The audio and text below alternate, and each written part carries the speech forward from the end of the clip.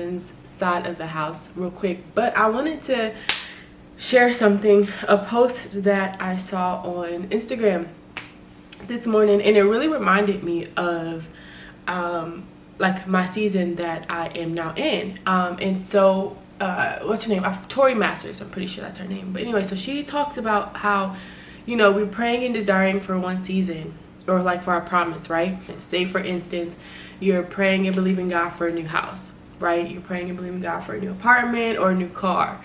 However, that thing, once you finally get it, that thing like breaks down, or that the car, you know, needs new tires, like I do right now. My husband's getting that today. But or like the new house, there's a leak or something like that, and you're almost like regretting even getting the promise, right?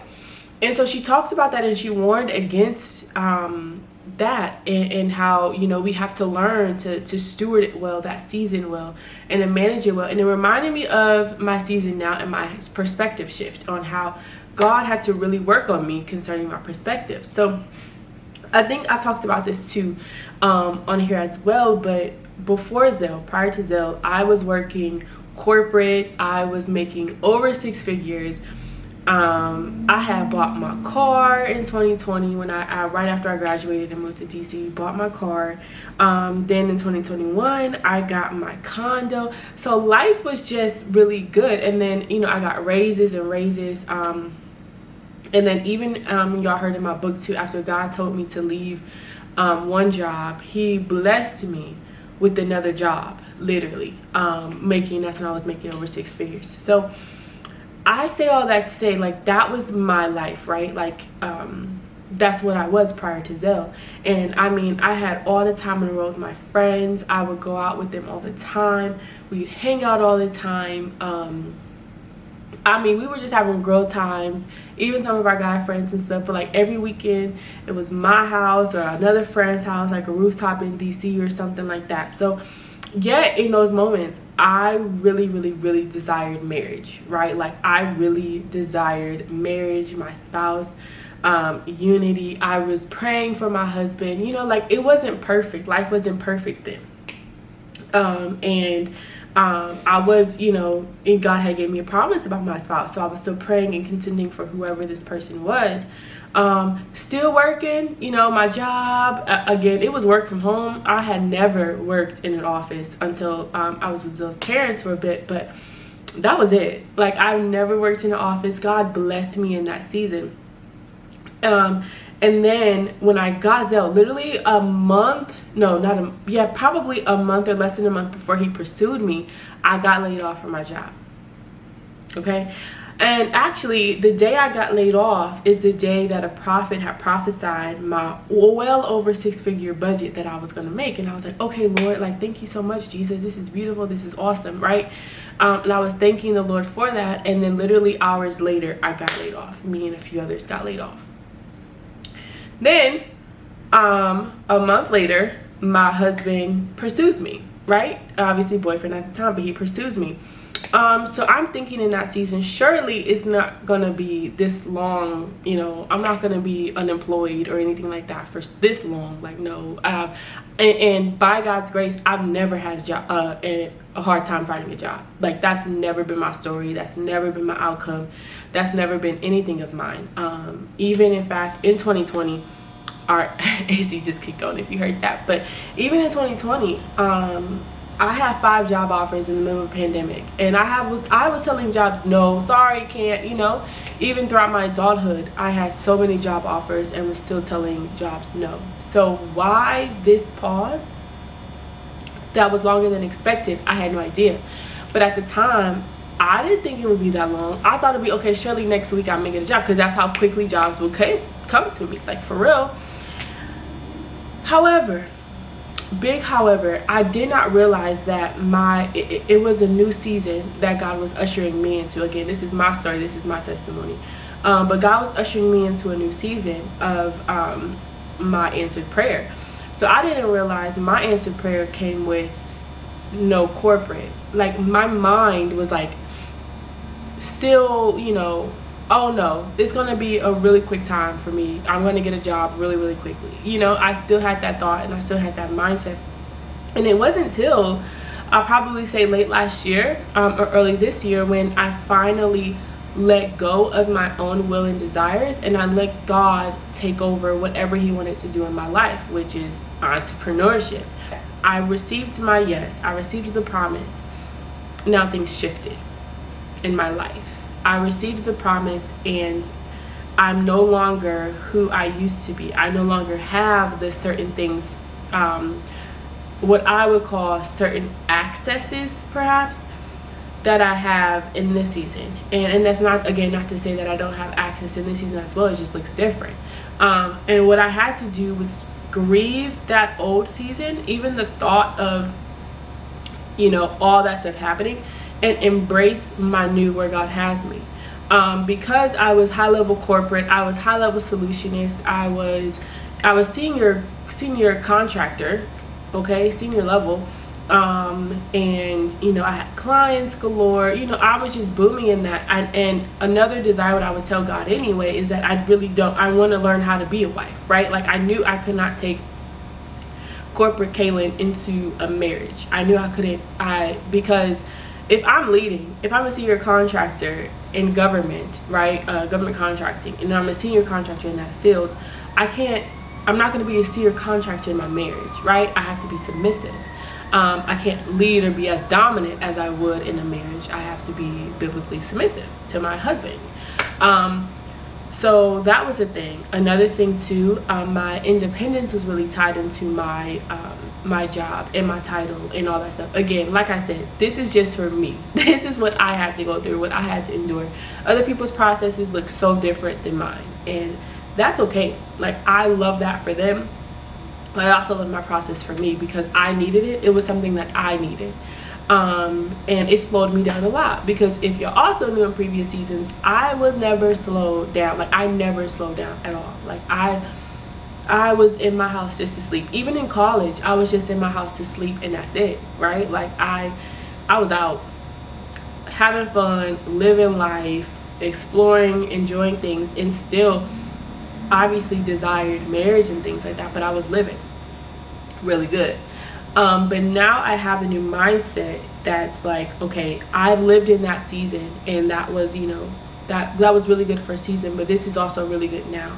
And so I've been in a place, and I've learned to be in a place on how to steward this now, like how to enjoy and to love cooking more, and enjoy and love baking more, or not baking, but you know, whatever it is, cleaning more, you know, whatever it is, being that type of wife that God has me being in this season, and learning to enjoy and love that, not necessarily break away from or even regret, you know, this season, because it's literally night and day from my old season, but learning to love this season for where it is and where God has me. So I just wanted to encourage you all that, because what she said was so profound, and I thought about my own life. I was like, yo, yes, like I had to walk through a season like that too, where, you know, I was like, geez, man, if I was in corporate, you know, I'd be having more money. You know, you just think about so much that, you know, you have, or you would have had, basically.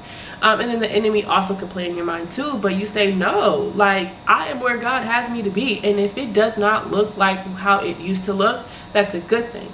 And it's not to say to anyone, even when you get your promise, it's not to say like, oh, and things start messing up, right? You get your promise, or things start, you start having challenges, right, with the promises. Like I mentioned earlier, let's say a leak in your house or something.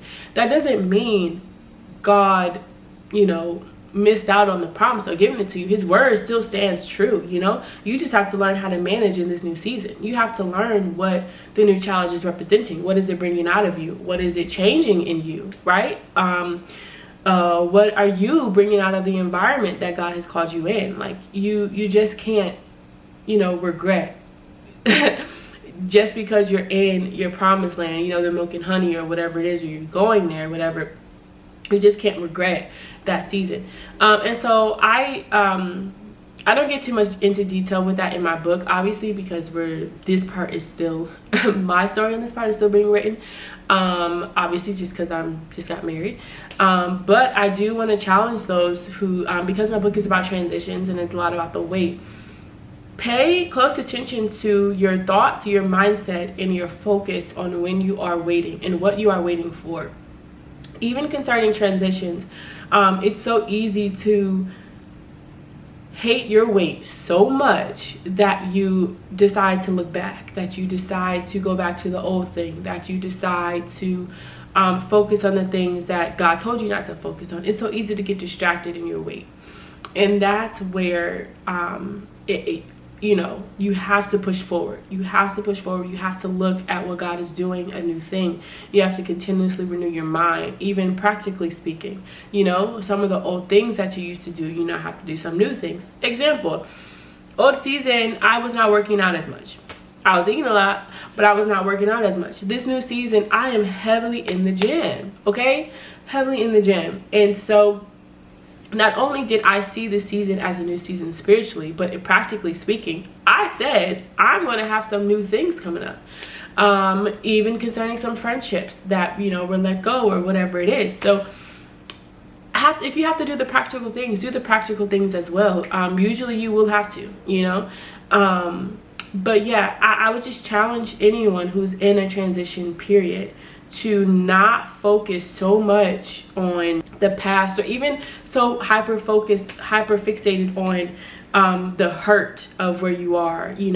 I was going to write a post actually on here. I was going to do something where I was saying, even don't be so fixated on the destination that you forget your journey, right? That you forget what God is doing in the now. Like while you're transitioning, there's also something God is doing now. And so don't be so even hyper fixated that you idolize where he's the promise, that you neglect your present too.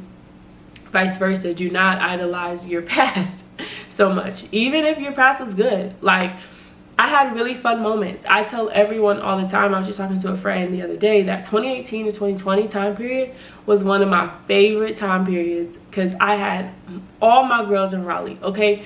We had the most fun. It was equally yoked sisterhood too. No one was competing with each other. Everyone just was in their own lane. People liked art, you did art. People like fashion, like me, I did fashion.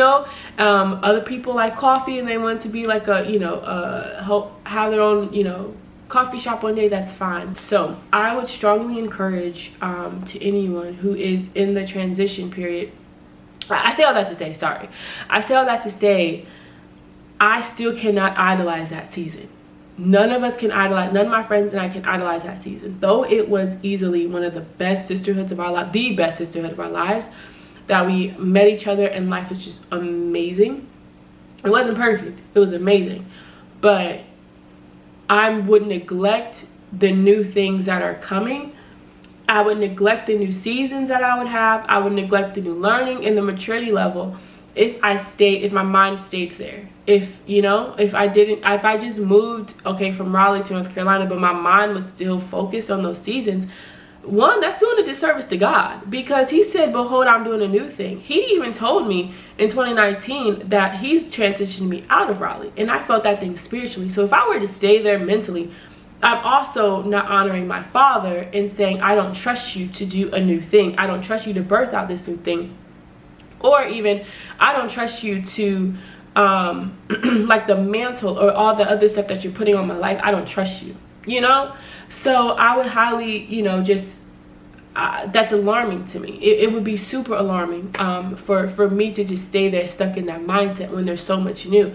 And I look back, I realize I was amazing, but what I have now is so much better. We are so busy now. Like, a lot of us are married, we have kids now, so life looks so different to us. But we just try to catch up whenever we can. At the same time, our mind is not there. And I would still say, like, this season now is still much better than that season, because I have my answered prayer, my husband, and this is where I'm supposed to be. I'm supposed to be here. I'm supposed to be honoring this season. I'm supposed to be with my husband. I'm supposed to be, married to him and enjoying life, enjoying my new self, this new self. I'm adult Kaylin now. I'm no longer college Kaylin. I'm no longer the Kaylin that needed so much help or wisdom, a lot of mentorship. I'm really different now. So if I were to stay focused on that, I really would have neglected so many new things and opportunities, even the bad. Here's another thing too. sometimes the bad things aren't necessarily bad things. Like, we have such a focus on, you know, because it's bad, that means it's going to be bad. But he said, you know, all things work together for our good to those who love him. So in my mind, the bad thing doesn't have to always be bad. The bad feeling that you feel does not always have to have a bad outcome. That's not the case all the time. Like, it does not have to be. And even some good things may not be a good outcome either, you know? Like, example, you think a good fling or whatever is good for that moment. A good sin is for that moment, but then in the end it ends bad, right? Because sin ends in death.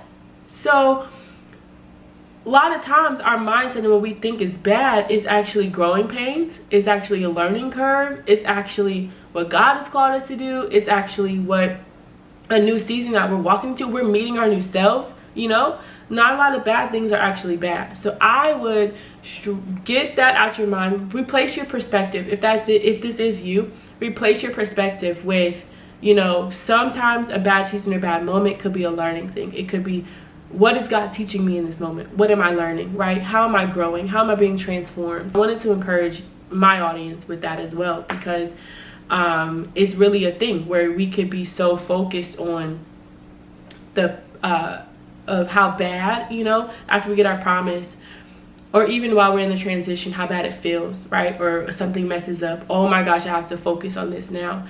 When in reality, it's so much bigger than what we think of it, right? It's so much bigger than our perspective. It's so much bigger than how we see things to be. And if we were to step back for a little bit, or take some time for a little bit to actually see God's side, to actually see his point of view, right? Like, why he led the Israelites around a very different way.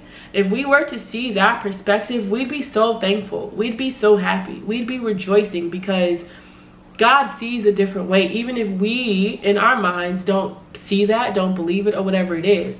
But God saw a different way, right? Anyway, again, hope that blessed y'all. Love you guys.